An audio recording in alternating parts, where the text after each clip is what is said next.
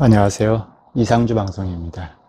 교회에 관하여 8번째, 오늘은 교회인 우리가 그리스도의 몸이라는 주제로 한두 차례 말씀드리겠습니다. 오늘은 교회의 머리가 목사라고요? 하는 주제인데요. 이 문제는 참 심각한 문제인데 냉정을 잃지 않고 끝까지 들어주시면 좋겠습니다. 교회인 우리가 그리스도의 몸이다 할 때 첫째로 생각할 건 머리가 누구냐 하는 것입니다. 교회 머리가 누굽니까? 목사입니까? 장로교회는 장로입니까? 교황이 교회의 머리가 아니다 하고 개혁한 교회가 개신교회인데 그리스도의 교회인데 몇 개월 전에 전광 뭐뭐라는 목사라는 사람이 교회의 머리는 목사라고 공이 가르쳤습니다. 저는 알 수 없었는데 대선배인 지인 목사님이 카톡 영상을 보내주셔서 알았습니다. 이미 수개월 전에 공적으로 가르친 건데 문제는 이를 다수의 교회가 지지하고 있다는 겁니다. 그 사람은 정치 활동이지 목사의 일, 교회의 일은 아닙니다. 교회 일로 착각하는 겁니다. 왜 착각이고 문제인지 좀 더 들어보시면 아실 것입니다.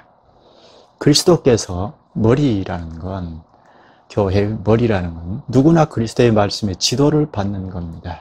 말씀을 대언하는 목사부터 모든 회중들이 그리스도의 말씀 아래로 들어가서 따르는 겁니다. 그럼 그리스도의 말씀이 무엇인지가 문제인데 지금은 성경이 그리스도의 말씀인 것을 부인할 교회는 없습니다. 그리스도께서 말씀하실 때 성경을 옳게 읽거나 특히 세명한 설교를 들을 때 말씀을 하십니다. 그리스도의 말씀을 들을 때 언제든지 성경으로 돌아가야 합니다. 주님이 나에게 보여주셨다, 말씀하셨다 하는 이런 식의 말을 믿으면 안 됩니다. 성경이 뭐라고 하나, 특히 설교를 들을 때 과연 그리스도의 말씀인가, 그게 성경인가, 성경이 과연 그러한가 살펴야 합니다. 그래야 바른 말씀, 지식이 서게 됩니다. 분별력이 서게 됩니다. 거기서 힘이 나옵니다. 성령께서 힘을 공급해 주십니다. 비판의 여지도 없이 바로 아멘 하면 안 됩니다. 설교란 그리스도께서 공적으로 오셔서 하시는 말씀입니다. 그런데 대언이 아닌 걸 설교라고 하면 그리스도의 말씀을 심부름하는 것이 아니라 회중들은 다 죽습니다. 그리스도의 몸이 아니게 됩니다. 성경 말씀이 아닌데도 아멘 하면 속는 거죠. 하나님의 저주를 받습니다. 갈라디아서에 말했잖아요. 다른 복음을 전하면 저주를 받는다고. 성경에도 없는 교회의 머리는 목사라고 했으니 저주 가운데 있는 겁니다. 문제는 다수의 교회가 지지했으니 심각한 문제입니다. 돌이키지 않으면 저주 가운데서 벗어날 수 없습니다. 너무 거칠게 시작했나요? 제 말이 아니고 성경 말씀입니다. 특히 목사는 그리스도를 대언하는, 그리스도가 머리니까 그 머리 아래, 그리스도 아래에 들어가서 그분의 말을 대언하는 대언자입니다. 성경 말씀을 심부름하는 직분자입니다. 무슨 말을 하든지 성경 말씀에 근거해야 합니다. 성경에 근거가 없으면 예수님께서 지지할 수 없습니다. 자, 이렇게 말하면 바로 좌파인가? 주사파? 심지어 빨갱이로 색칠하기도 합니다. 저는 극보수 지역 출신입니다. 이렇게 말하면 보수인가? 하기도 합니다. 이런 식이면 더 이상 주의 말씀에 들어갈 수가 없습니다. 지금 광화문 지지는 정치 지지입니다. 교회의 지지가 아닙니다. 그리스도의 말씀은 더더욱이 아닙니다. 제 절친한 친구가 저 남쪽 시골에 사는데 며칠 전에 하는 말이 우리 교회 어르신들도 차를 대절해가지고 광화문 갔다 왔답니다. 이는 전국적으로 광화문을 지지하는 것 아닙니까? 물론 지금에 와서는 문제가 생겼으니까 살짝 발을 빼는데요. 정치란 게 그래요. 언제든지 변하고 적이 되기도 하고 또 친구가 되기도 하고, 근데 유리에 따라서 내가 유리한 대로 그렇게 저렇게 합니다. 문제는 그리스도를 머리로 한 교회인데요. 냉정히 생각해 봅시다. 수개월 전부터 성경을 보고 또 보고 해도 이건 아닙니다. 물론 저도 부족하여 못 본 말씀이 있을지 모르겠습니다. 만약 다른 말씀이 있으면 가르쳐 주시면 성경의 근거가 명확하면 배우고 따라야 하겠습니다. 지금 코로나19로 나라가 시끄럽습니다. 그런데 교회가 안전장치는 말씀인데 이미 훨씬 넘어서 버렸습니다. 말씀은 온데간데 없습니다. 몇 개월 전에 방역당국이 교회의 집회를 조심하자 했는데 벌써 교회는 탄압이라고 서둘러 말하기 시작했습니다. 그런데 지금은 아주 심각한 상태이니 종교 모임도 온라인으로 해달라는 부탁을 하자 노골적으로 이젠 탄압이라고 합니다. 저도 그러고 싶어요. 그러나 성경으로 돌아가서 보고 또 봅시다. 종교 탄압이라고 할 수 없어요.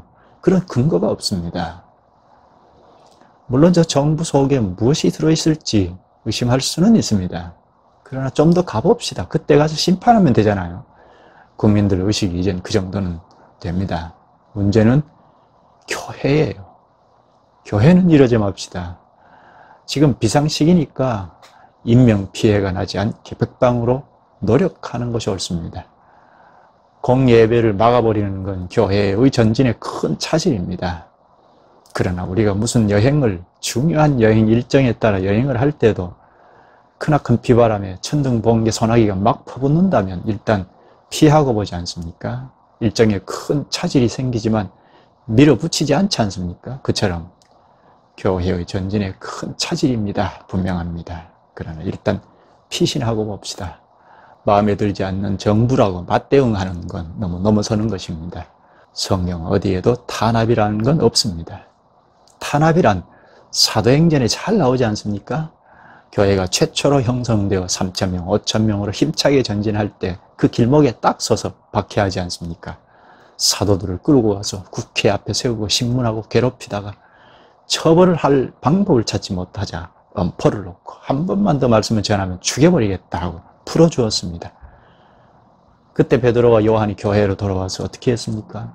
휘바람을 불면서 우리가 승리했다 하고 맞상대할 만하다 했습니까? 한 마음으로 주께 소리 높여 기도할 뿐이었습니다. 그것도 시편 2편의 말씀으로 호소했습니다. 우리가 고난받고 있다고 굽어 살펴봐달라고 그리고 말씀을 전하게 해달라고 구했습니다. 기도한 대로 나가서 담대히 말씀을 전했습니다. 그걸 본 유대교는 훨씬 더 강도 높은 박해를 합니다. 사도들을 막 잡아 끌고 가서 말씀을 전하지 말라고 했는데 전했으니 죽여버리겠다 합니다. 그때 국회의원 가말리엘이 일어나서 이들이 만약 주께로부터 났으면 무너뜨릴 수 없다 하자 사도들을 막 패해서 풀어주었습니다. 그때도 사도들은 우리가 승리했다 하고 교회를 선동하지 않았습니다. 그저 말씀을 전하는 일을 중단하지 않을 뿐이었습니다. 지금 우리나라 교회 같았으면 난리 났을 겁니다. 나라가 바로 설 수 없게 됐을 겁니다. 심지어 스데반이 국회 앞에서 설교하고 돌에 맞아서 죽었을 때도 교회가 막 들고 일어나지 않았습니다. 사도들이 선동하지 않았습니다. 오히려 정부가 혈기등등하여 잡히는 대로 감옥에 쳐넣고 죽이고 했습니다. 그때도 교회는 맞상대하거나 선동하지 않고 도망을 쳤습니다. 피신하여 말씀을 전할 뿐이었습니다. 야고보를 잡아 죽였을 때도 죽음으로 말할 뿐이었습니다. 베드로까지 잡아 죽이려고 옥에 가두었다가 하나님께서 구출하시자 베드로는 어디로 가버렸는지 숨어버리고 교회는 잠잠하고 있었습니다. 하나님의 기이한 능력을 맛보았지 않습니까? 직접 목격하고도 그걸 이용하여 우리도 한번 해보자 하고 맞상대하지 않았습니다. 왜 이렇게 바보 같은 짓을 합니까? 그러니 유대 정부가 더 얕잡아온 게 아닙니까? 아닙니다. 그게 교회가 하는 태도이기 때문입니다. 예수님께서 하신 그대로 한 겁니다. 죽이면 죽음으로 말했습니다. 잡히면 죽을 것 같아서 숨고 도망쳤습니다. 그러다 잡히면 잡혔고 죽이면 죽었습니다. 그게 교회입니다. 죽음으로 말하는 게 기독교입니다. 바울을 중심한 선교사들이 이방 나라에 가서 전도할 때도 마찬가지였습니다. 바울이 맞대응한 흔적이 없습니다. 다만 할 말이 있을 때 말씀을 대언할 뿐이었습니다. 돌에 맞아 거반 죽었을 때도 일어나서 가서 항의하지 않았습니다. 오히려 교회를 위로하고 말았습니다. 선동하지 맙시다. 지금 교회는 정부에 너무 민감합니다. 탄압이니 가만히 있지 않겠다는 식입니다. 설사 탄압이라고 가정합시다. 탄압이라도 교회는 주님 앞에 가서 말씀을 듣는 겁니다. 정부를 향하는 건 성경적인 근거가 없습니다. 넘어서는 것입니다. 그리스도께서 지지하지 않으십니다. 물론 개인은 얼마든지 국민의 한 사람으로 데모도 하고 항의도 하고 결사의 자유가 있습니다. 그러나 교회는 아닙니다. 특히 목사는 대언할 뿐입니다. 대언하지 않으면 더 이상 목사가 아닙니다. 목사니까 안 되는 겁니다. 교회니까 안 되는 겁니다. 목사는 그냥 자연인으로 돌아가서 정치하면 됩니다. 교회는 정치 활동과 교회 활동을 분별해야 합니다. 이런 방식은 그리스도의 말씀을 불순종하는 것뿐입니다. 교회라면 그리스도의 말씀을 듣습니다. 교회가 아니라고 하면 문제가 안 됩니다. 교회라면 성경으로 돌아가서 그리스도의 말씀을 들읍시다. 예수님의 교회는 시작할 때부터 대대적인 박해, 이방 지역 교회까지 쫓아와서 박해할 때도 로마 정부의 박해에도 맞대응하지 않았습니다. 도망쳤고 피신했고 말씀 전파에만 씨름할 뿐이었습니다. 교회가 왜 이렇게 각을 세웁니까? 목사가 왜 이렇게 선동합니까? 자유가 차고 넘쳐서입니까? 그리스도의 지도하에 있는 게 맞습니까? 이렇게 정치적일 수 없습니다. 말씀 그 어디에도 맞상대하라는 데는 없습니다. 이렇게 말하면 그럼 정부가 잘못한 걸 보고만 있는 게 교회냐 할 겁니다. 그걸 딱히 예로 들 데가 없으니까 구약 성경을 예로 듭니다. 선지자들도 왕이 잘못하거나 정부가 잘못할 때 지적하고 비판하고 공격하지 않았느냐 합니다. 맞습니다. 그런데 반만 맞습니다. 구약 이스라엘은 우리나라처럼 세상 나라가 아니지 않습니까? 국가 교회였습니다. 어디까지 교회고 어디까지 국가인지 구분할 수 없는 국가 교회였습니다. 세상 정부가 아니라 신의 정부였습니다. 하나님의 정부니까 하나님의 공직자들이 특히 왕이나 제사장들이 잘못할 때 하나님께서 대언자, 선지자를 통하여 지적하고 회개하라 하고 돌이키게 하셨습니다. 끝까지 돌이키지 않자 멸망을 외쳤습니다. 예레미야 선지 같은 경우는 바벨론으로 끌려가서 70년 포로 생활을 할 거라고 했습니다. 그때도 거짓 선지자는 일어나서 하냐냐 같은 경우는 아니다. 능력이 많으신 우리 하나님은 우리를 그냥 놔두지 않을 거다. 설사 포로로 끌려갈지라도 능력이 많으신 우리 하나님은 2년 안에 돌아오게 하실 것이다. 믿습니다. 아멘 했습니다. 교인들이 여기에 다 속아 넘어갔잖아요. 냉정하게 말씀으로 돌아가서 생각지 않으면 내가 가진 선입견으로 유리한 대로 하나님의 말씀을 막 갖다 붙입니다. 우리도 자유로울 수 없습니다. 심지어 예레미야는 바벨론 왕 느부갓네살에게 순종하자 그게 하나님의 뜻이다 했습니다. 누가 이방 왕께 순종하는 걸 하나님의 뜻이라고 하겠습니까? 그러나 결국 버티다가 포로로 끌려가 버렸습니다. 불신하는 자들은 다 도망쳐 버렸습니다. 할 수 없이 포로로 끌려갔다가도 귀환할 때 교회 안의 불신자는 바벨론이 살판나는 세상이다 하고 거기에 주저앉아 유다로 돌아오지 않았습니다. 이게 교회 안의 불신자의 행태입니다. 하나님을 믿는다면 그리스도를 머리로 인정한다면 그분의 말씀에 귀를 기울입시다. 나에게 유리하든 유리하지 않든 말씀으로 돌아가서 자꾸 경청하고 생각합시다. 말씀에 창념하지 않으면 무식이 탄로 나서 불순종하게 됩니다. 말씀에 무식하면 힘써 순종하는데도 불순종입니다. 말씀이 무지하면 자신에게 다수에게 속아 넘어갑니다. 반정부, 반교회, 반국가단체는 본래 기독교가 아닙니다. 후손들이 참 걱정입니다. 어찌할 겁니까? 보고 듣고 학습한 것이 이런 식이면 그리스도에게 순종하는 걸 못 보고 자랐으니 내 마음에 안 들고 기분 나쁘면 반항하는 것만 할 수밖에 없지 않습니까? 보고 들은 게 그것뿐이니까요.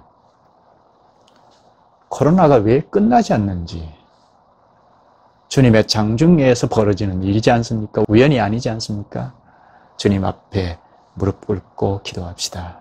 주님이 뭐라고 말씀하시는지 경청합시다. 성경 말씀에 지식이 부족한 줄 알고 듣는 데 열중합시다. 성경으로 돌아가는 게 회개입니다. 힘써 성경으로 돌아갑시다. 성경 지식으로 순종, 불순종이 결정됩니다. 앞으로도 늘 우리는 성경으로 돌아갑시다. 그리스도께서 뭐라고 말씀하시는지 경청합시다. 그리스도께서 머리라 인정하신다면, 그분의 지체라고 고백한다면. 여기까지입니다. 괜찮으셨으면 좋아요, 구독을 눌러주시면 많은 힘이 되겠습니다. 이런 때일수록 좀 더 냉정을 잃지 맙시다. 예수님도 세상이 너희를 미워하니까 핍박도 복이라고까지 하셨습니다. 맞상대하라고 하신 적이 한 곳도 없습니다. 왜 교회만 이렇게 엄격하냐? 술집도 있고 음식점도 방관하면서. 그렇습니다. 우리 집 주변에도 술집도 많고 음식점도 많습니다. 아주 속수무책입니다. 그러나 교회가 철없는 아이처럼 저 집은 왜 그냥 두고 우리만 그래 하지 맙시다.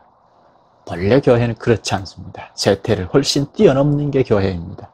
거슬러 올라가는 게 교회입니다. 그걸 보고 세상도 함부로 하지 않습니다.